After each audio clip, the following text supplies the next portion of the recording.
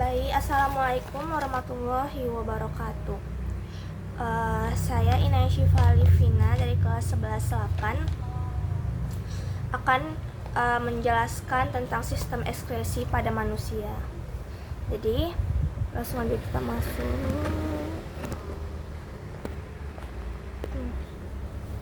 Jadi, sistem ekskresi pada manusia itu ada 4. Yang pertama yaitu ginjal. Yang kedua ada paru-paru. Yang ketiga ada kulit. Dan yang keempat ada hati. Nah, di sini saya akan menjelaskan sistem ekskresi yaitu hati.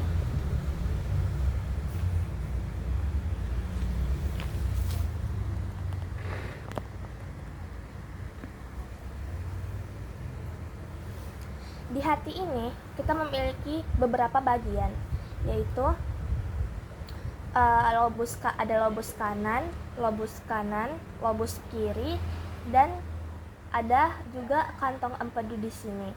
Dan berikut ini adalah saluran empedunya. Di lobus kanan ini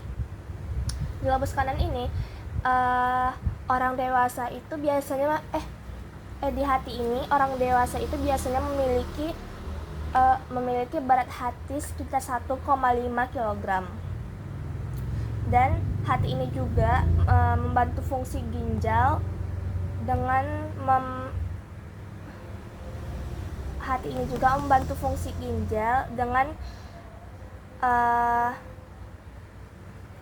memecah beberapa senyawa yang bersifat racun, seperti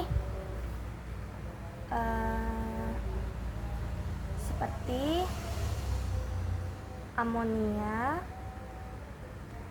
urea, asam urat,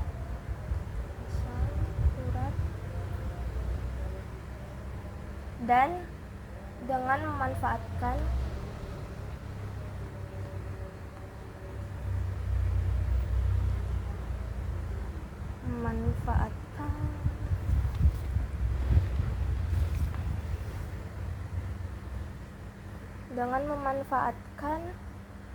nitrogen dari asam amino.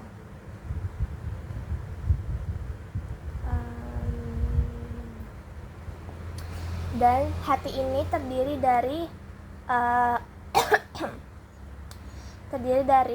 dua lobus, yaitu lobus kanan dan lobus kiri. Lobus kanan ini itu bagian terbesar yang ada di hati. Dan lobus kiri ini itu bagian terkecil yang ada di hati. Bentuknya itu kecil dan runcing di bagian sininya. Lobus kanan dan lobus kiri ini dipisahkan oleh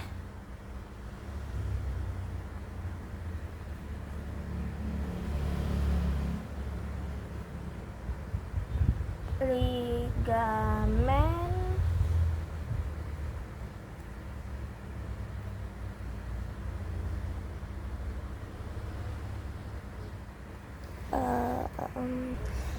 jadi lobus kanan dan lobus kiri ini dipisahkan oleh ligamen falciform.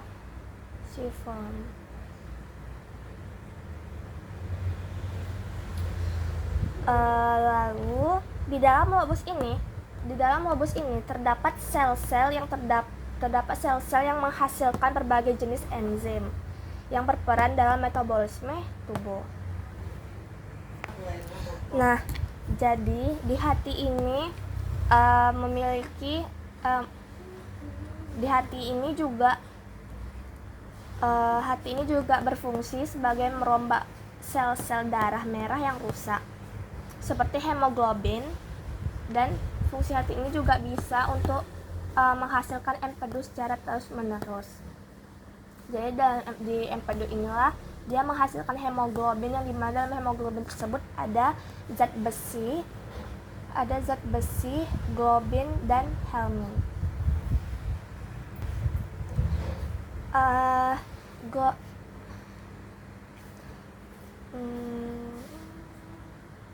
Zat besi ini berfungsi sebagai zat besi ini tuh disimpan, nantinya tuh akan disimpan ke dalam hati atau dikirim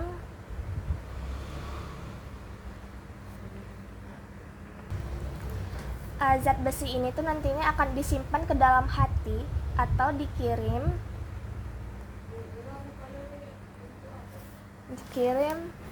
ke sumsum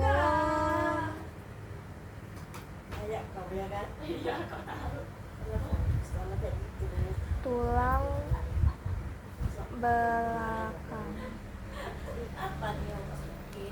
Kalau globin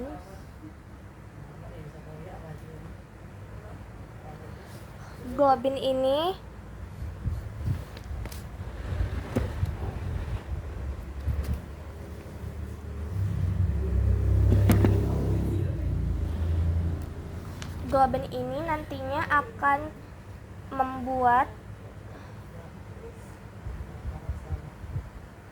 sel darah baru dan metabolisme protein. Lalu Helmin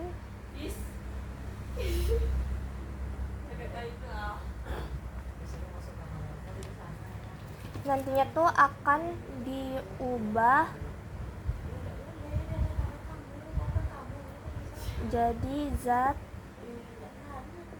warna empedu, yaitu bilirubin dan biliverdin. Yang dimana bilirubin dan biliverdin ini berwarna hijau dan biru.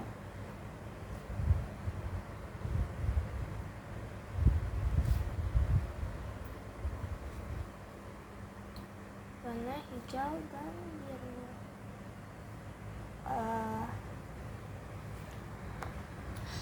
Oh iya, yang disimpan ke dalam hati atau dikirim ke susun tulang belakang itu bukan cuma zat besi aja ya, tapi globin juga dikirim ke dalam hati dan sumsum tulang belakang. Dan Helmin ini dia akan diubah menjadi zat warna bagi empedu, yaitu bilirubin dan biliverdin yang berwarna hijau dan biru. Nah, Helmin ini nantinya di dalam usus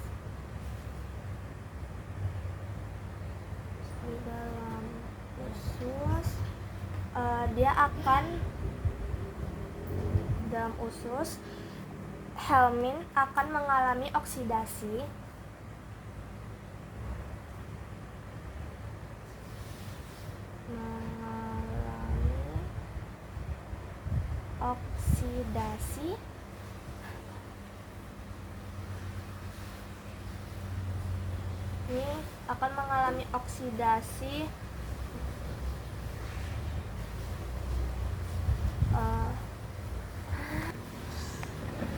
baik. Jadi Helmin ini di dalam usus akan mengalami oksidasi urobilin yang diekskresikan dari dalam tubuh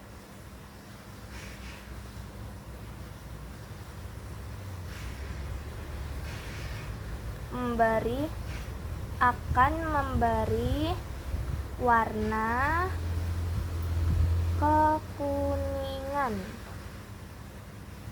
pada urin.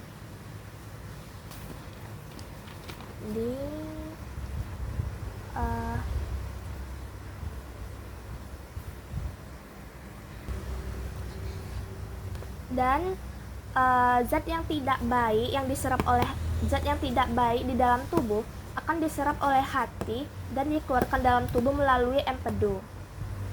Juga bersama dikeluarkan dengan urin dan feses. Jadi ini saja materi yang bisa saya sampaikan tentang sistem ekskresi pada manusia. Lalu saya akan menjelaskan tentang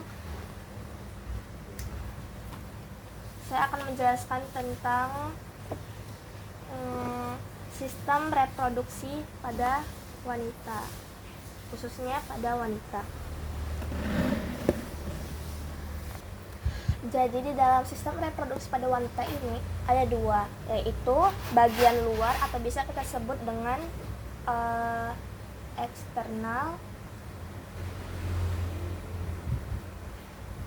dan bagian dalamnya atau bisa kita sebut dengan internal. Ini secara jelasnya. Jadi di bagian eksternal ini ada beberapa bagian, yaitu yang pertama ada namanya mons pubis. Jadi mons pubis ini adalah bantalan jaringan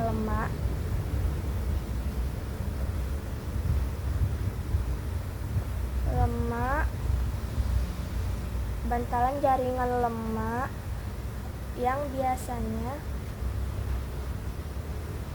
akan ditumbuhi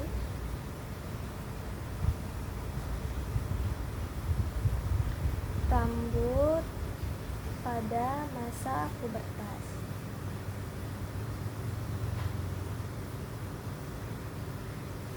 Jadi ini adalah mons pubis. Dan yang kedua ada klitoris yang di sini. Klitoris ini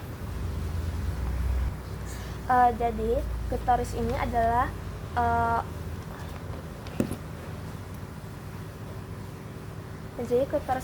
organ seksual perempuan yang sangat sensitif.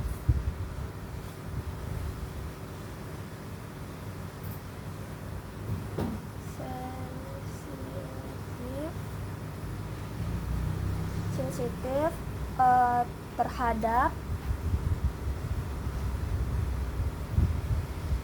stimulasi. Lalu yang kedua ada labia mayor atau labia mayora. Labia mayora ini adalah bibir besar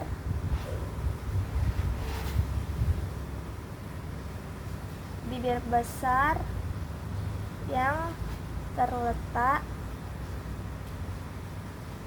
di luar. Dan ada juga labia minora. Apa bedanya labia mayor dan labia minora ini? Labia mayor ini kan bibir besar yang terletak di luar ini namanya labia mayor.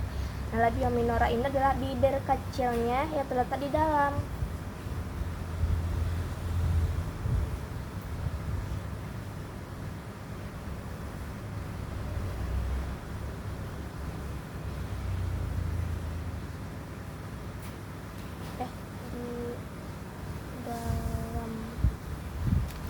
Jadi biasanya juga bibir labia minora ini akan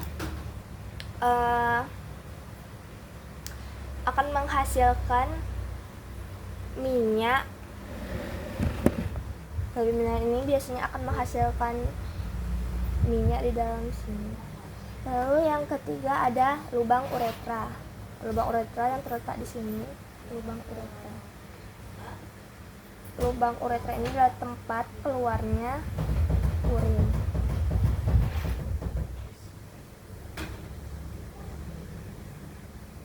Lalu ini adalah lubang vagina.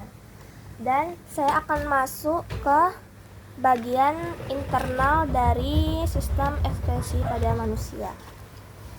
Bagian internal atau bagian dalamnya. Jadi Di bagian dalamnya atau bagian internal ada juga beberapa bagian. Yang pertama yaitu adalah ovarium. Ovarium ini berbentuk seperti ini, bulat lonjong yang menggantung di kedua sisi kanan dan kiri. Ovarium ini memiliki fungsi untuk menghasilkan sel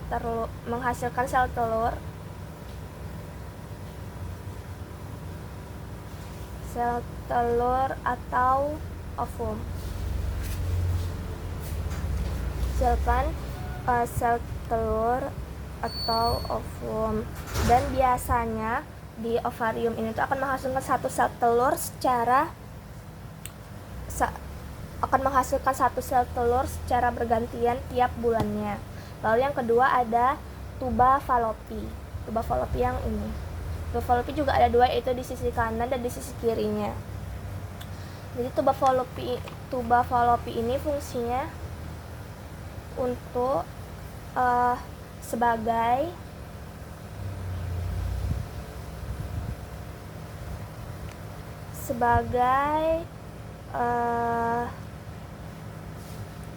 saluran yang dilewati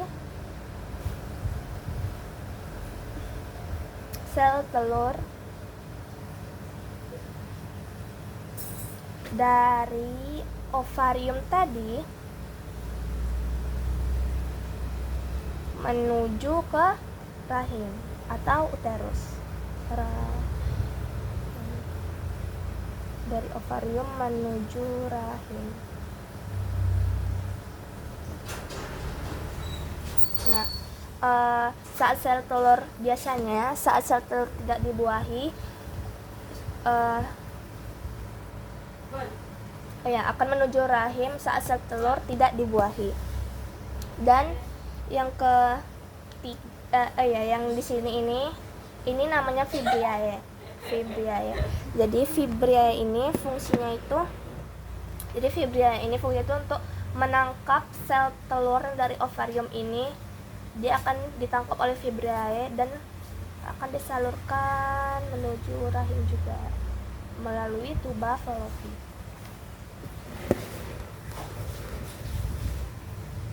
Lalu ada yang namanya uterus di sini atau rahim. Nah, uterus ini dia memiliki fungsi untuk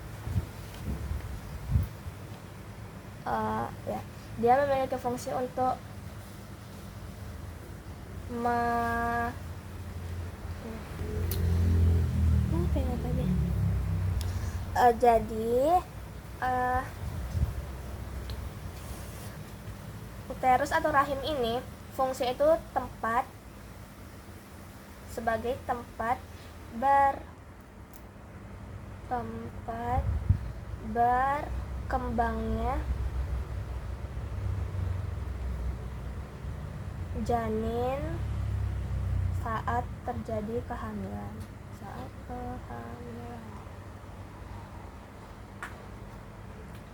Di uterus ini juga ada dinding yang namanya itu endometrium.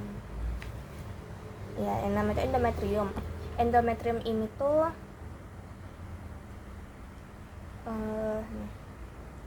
namanya tuh endometrium.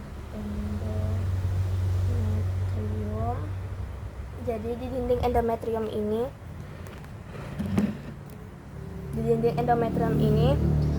nantinya tuh akan mengalami tiap bulannya akan mengalami peluruhan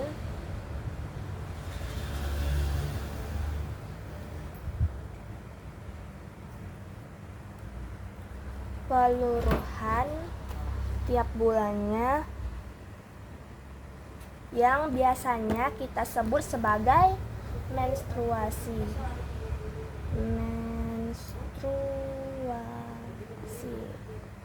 Jadi menstruasi ini terjadi juga ketika ada sel telur yang menempel di dinding ini tuh biasanya tidak dibuahi. Jadi dia akan meluruh dan terjadinya menstruasi. Di ada lagi namanya cervix. Jadi cervix ada di sini. Cervix ini bagian yang menyempit di ini ya, antara vagina dan uterus, yang menghubungkan antara vagina dan uterus. Jadi di cervix ini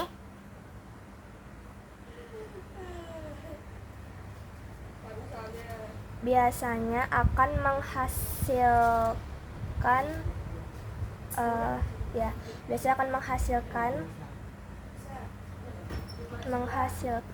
lendir yang fungsinya itu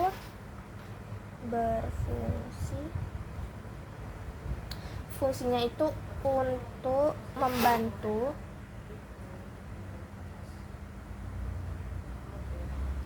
jalan masuknya sperma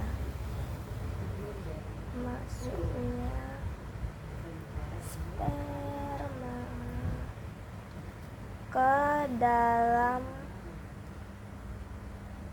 rahim. Oke. Dan yang terakhir ada vagina. Vagina itu adalah jalan masuknya sel sperma menuju serviks dan rahim.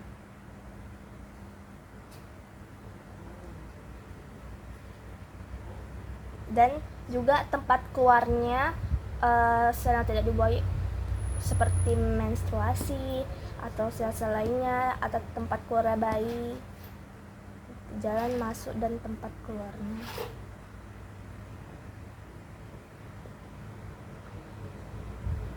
Tempat keluarnya bayi,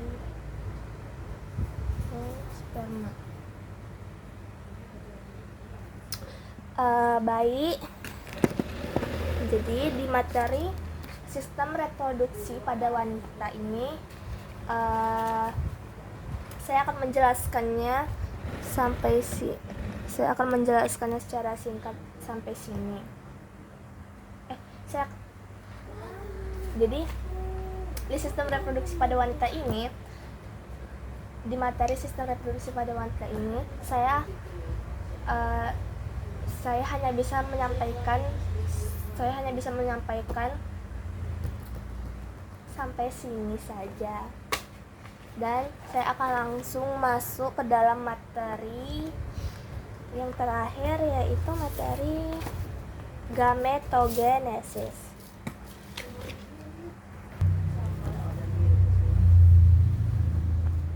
Dalam gametogenesis,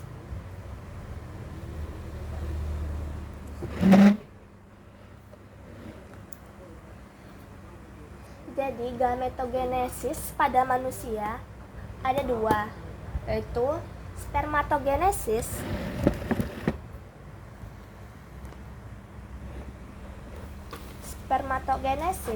dan oogenesis. Spermatogenesis ini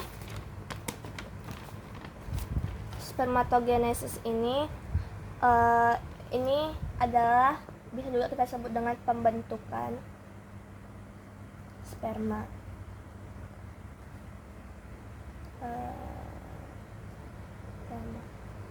Saya akan masuk penjelasan dalam spermatogenesis ini dulu ya. Tapi sebelum itu, gametogenesis ini diambil dari dua kata, yaitu gamet yang artinya sel kelamin, dan genesis yang artinya pembentukan. Jadi bisa kita ringkas dari dua kata ini, yaitu gametogenesis artinya sel. Jadi dari dua kata ini, yang gamet adalah gamet adalah sel kelamin dan genesis adalah pembentukan, bisa kita ringkas artinya yaitu proses pembentukan sel-sel kelamin dalam proses pembentukan sel-sel dalam sistem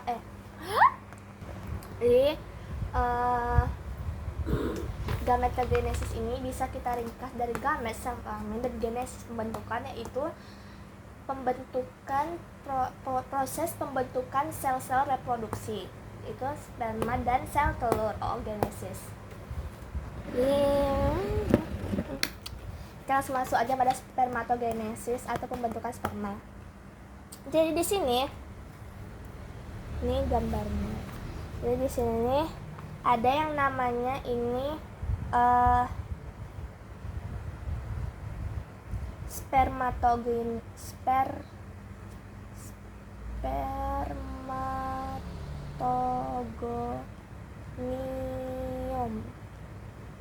Spermatogonium yang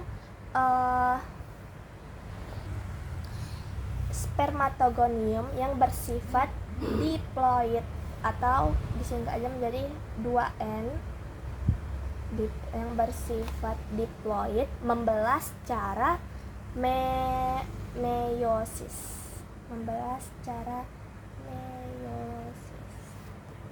Ini. Lalu ini membelah secara meiosis dan menghasilkan spermatosit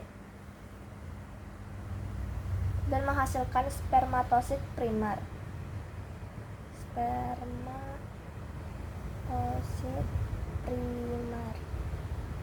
Yang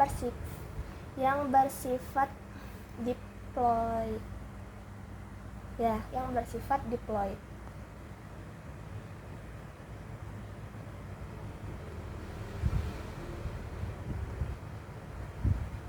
Diploid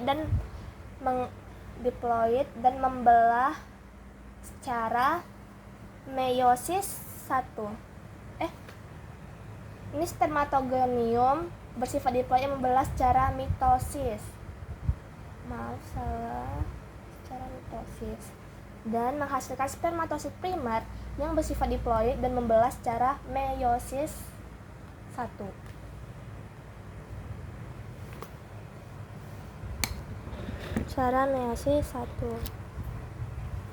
Lalu menghasilkan 2 spermatosit sekunder.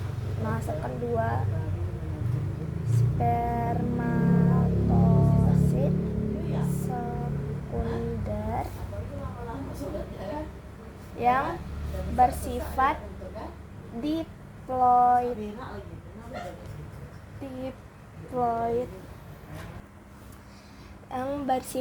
diploid dan membelah secara meiosis 2.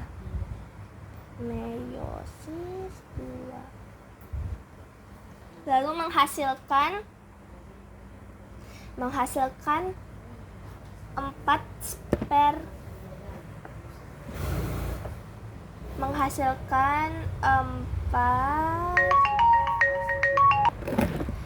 maaf ya Bu, tadi ada kesalahan.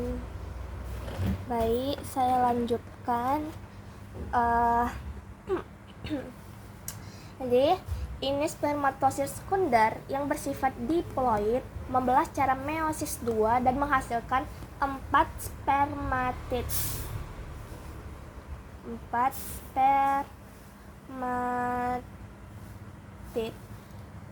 Dan dari 4 spermatid ini masing-masing dari 4 spermatid ini akan melakukan pematangan dan menghasilkan 4 spermatozoa.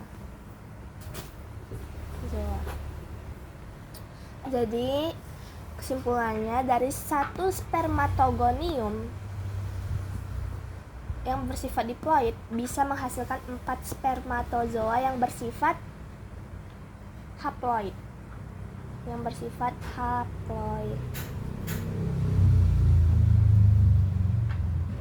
Selanjutnya saya akan masuk ke oogenesis atau yang bisa kita sebut dengan pembentukan sel telur.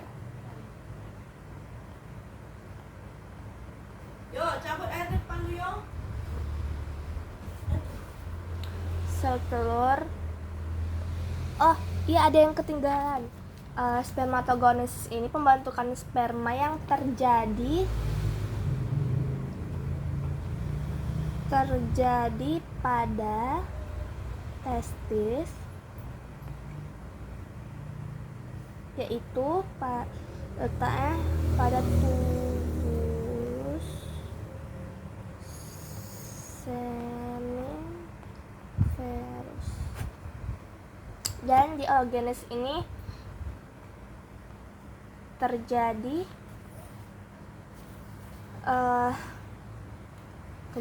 pada ovarium.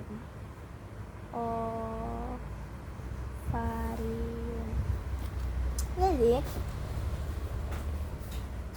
ini namanya oogonium,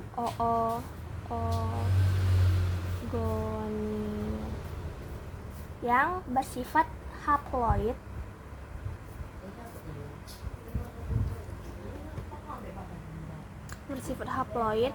membelah diri. Oogonium yang bersifat haploid atau 2N membelah secara mitosis dan menghasilkan oosit primer yang bersifat haploid, membelah secara meiosis 1. Kan membelah secara meiosis 1. Dan oosit primer ini membelah lagi menjadi 2 oosit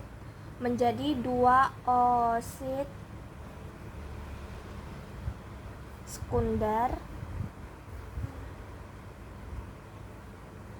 bersifat haploid yang membelah secara meiosis 2.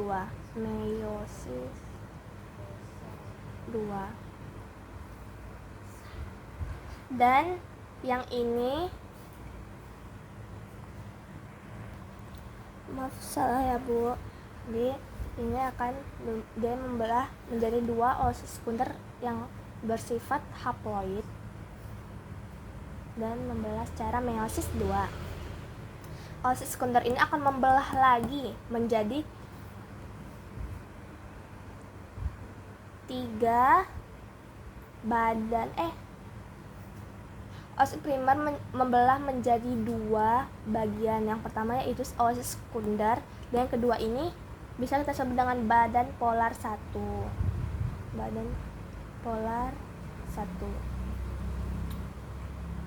Dan yang badan polar 1 akan membelah menjadi 2 yang bisa kita sebut dengan badan polar 2. Dan oosit sekunder membelah juga menjadi 2. Yang ini dia membelah, dia menghasilkan ootit yang bersifat diploid. Dan satu lagi dia membelah menjadi badan polar 2. Jadi 3 ini badan polar 2 dan 1 menghasilkan ootit. Jadi ootit ini dia akan melakukan pematangan juga, sama seperti spermatogenesis, pematangan yang menghasilkan ovum yang bersifat diploid. Tahu?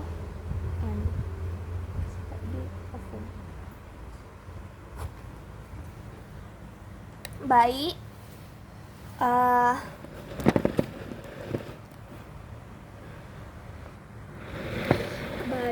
segini saja yang bisa saya sampaikan tentang gametogenesis. Maaf jika banyak kesalahan dan banyak kekurangan ini yang bisa saya sampaikan. Dan saya akhiri dengan saya Inai Syifa Alifina dan akhiri dengan salam. Assalamualaikum warahmatullahi wabarakatuh.